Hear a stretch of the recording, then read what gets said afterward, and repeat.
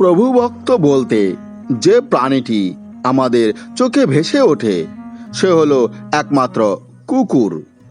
হিন্দু পৌরাণিক শাস্ত্রে কুকুর নানাভাবে দৈব প্রাণী হিসাবে ঘুরে ফিরে এসেছে, কখনো বাহন রূপে তো কখনো বা সঙ্গী রূপে।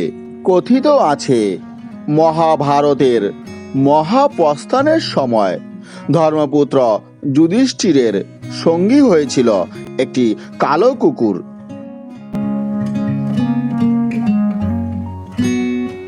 তবে জানেন কি সেই কালো কুকুরটির আসল পরিচয়?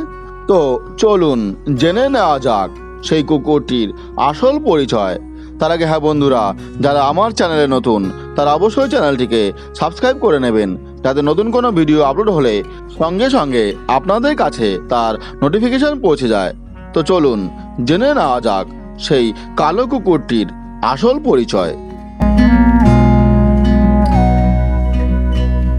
মহাভারতের অন্তিম অধ্যায় হল স্বর্গারোহণ পর্ব, যা অত্যন্ত গভীর এবং প্রতীকধর্মী। এতে কেবল মহাপ্রস্থানের আখ্যানই নয়, ধর্ম, নৈতিকতা এবং ভক্তির চরম পরীক্ষাও এতে দেখা যায়। এই কাহিনীর অন্যতম আলোচিত চরিত্র হল একটি কালো কুকুর, যে যুধিষ্ঠিরের মহাপ্রস্থানের অন্তিম মুহূর্ত পর্যন্ত তার পাশে থাকে।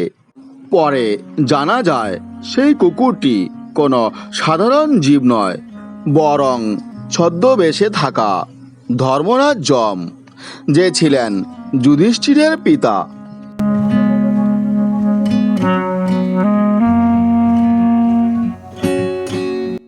ভগবান শ্রীকৃষ্ণের মৃত্যুর পর পাণ্ডবরা বুঝতে পারেন যে দ্বাপর যুগের অবসান ঘটেছে এবং কলিযুগের সূচনা হয়েছে। তখন যুধিষ্ঠির কুরুবংশীয় পরীক্ষিতকে সিংহাসনে বসিয়ে রাজকার্য থেকে সন্ন্যাস গ্রহণ করেন এবং দ্রৌপদী ও তার 4 ভাই ভীম, অর্জুন, নকুল, সহদেবকে নিয়ে তিনি যাত্রা করেন মহাপ্রস্থানের পথে, যার উদ্দেশ্য হল সশরীরে স্বর্গলাভ।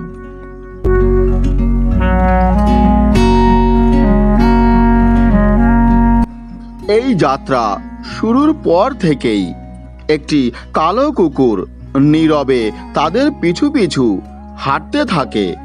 পাণ্ডবরা কিছু না বললেও কুকুরটি সব সময় যুধিষ্ঠিরের সঙ্গেই ছিল। একে কোনো বাধা না দিয়েই যুধিষ্ঠির তাকে সঙ্গী হিসেবে গ্রহণ করেন। দ্রৌপদী থেকে শুরু করে একে একে সহদেব, নকুল, অর্জুন ও ভীম সকলেই মৃত্যুর কোলে ঢলে পড়লেও সেই যাত্রায় যুধিষ্ঠিরের পাশে একমাত্র সেই কুকুরটিই থাকে।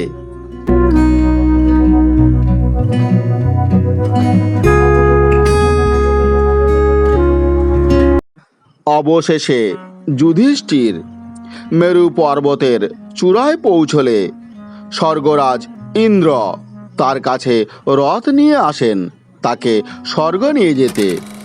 কিন্তু যখন যুধিষ্ঠির বলেন তিনি কুকুরটিকে ছাড়া স্বর্গে যাবেন না, তখন ইন্দ্র বিস্মিত হন। তিনি বলেন স্বর্গে কুকুর নিয়ে যাওয়া নিষিদ্ধ। কিন্তু যুধিষ্ঠির দৃঢ়ভাবে বলেন শরণাগতকে পরিত্যাগ করা পাপ। এই কুকুরটি আমার প্রতি অটল ছিল। যখন আমার ভাই, স্ত্রী সকলেই সঙ্গ ত্যাগ করেছে, তখন সে আমার সঙ্গে থেকেছে। আমি তাকে ফেলে স্বর্গে যেতে রাজি নই।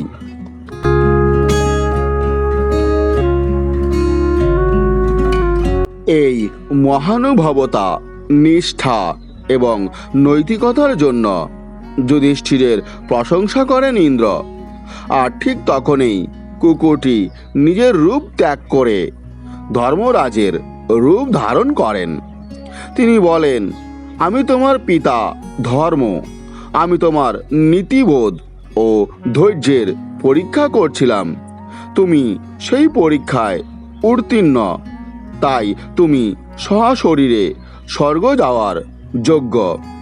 এর থেকেই বোঝা যায় যুধিষ্ঠিরের মহাপ্রস্থানের সময় তার সঙ্গে থাকা সেই কালো কুকুরটি ছিল তার পিতা ধর্মরাজ যম, যিনি পুত্রের সর্বোচ্চ নীতিনিষ্ঠা পরীক্ষার জন্য কুকুরের রূপ ধারণ করেছিলেন।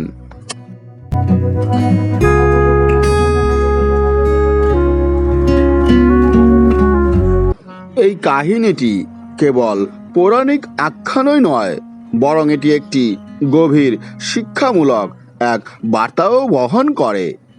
যুধিষ্ঠিরের মতো রাজা, যিনি রাজ্য, ক্ষমতা, আত্মীয় পরিজন সব ছেড়ে দিয়ে ভক্তি ও নৈতিকতা আঁকড়ে ধরেন, তিনি প্রকৃত অর্থে ধর্মের পথে অগ্রসর হন। এই শিক্ষা আমাদের জানিয়ে দেয়, মানুষের আসল মূল্য বিচার করা হয় তার আচরণ, নৈতিকতা ও কর্তব্যনিষ্ঠার মাধ্যমে। সেই কালো কুকুরটি ছিল শুধু একটি পশুই নয়, সে ছিল নৈতিকতার প্রতীক, ধর্মের রূপধারী এক দেবতা, যিনি যুধিষ্ঠিরকে সর্বশেষবারের মতো পরীক্ষা করেছিলেন। যুধিষ্ঠির তার নিষ্ঠা ও সত্যনিষ্ঠায় সেই পরীক্ষায় উত্তীর্ণ হন এবং সশরীরে স্বর্গপ্রাপ্তি লাভ করেন। এই কাহিনী আজও আমাদের শেখায়, সত্য, শরণাগতির রক্ষা ও ন্যায়ের পথে থাকাই হলো ধর্ম।